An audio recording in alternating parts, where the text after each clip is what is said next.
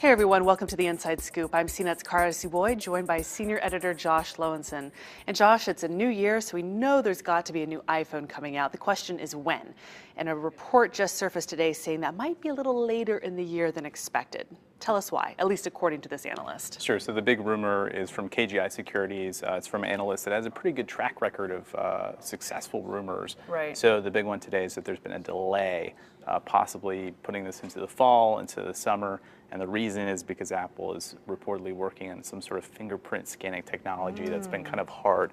This would be something that's in the home button and maybe scans your finger. And apparently it's really hard to get it to work with the way they coat the paint. Sure.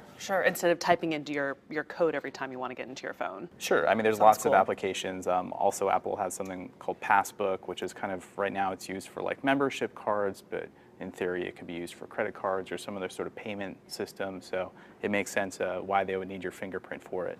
In the same report, the analyst also detailed a couple of other Apple products and why they might be delayed.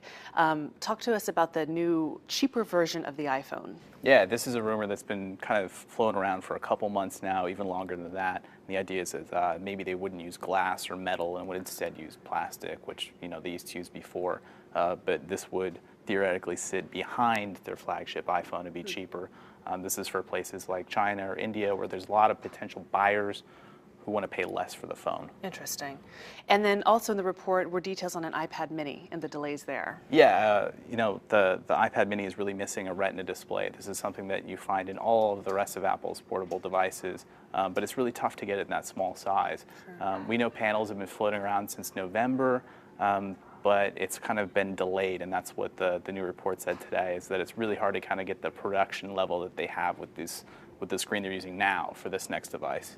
And again, all of these are just rumors, just speculation floating around out there. Yeah. What are some other products that are being talked about as far as a release in 2013? Sure, the two big ones that were supposed to come was a television and a radio station. The one that we know is very close is a radio service. This is a free service that people are going to be able to listen to. It'll be ad supported.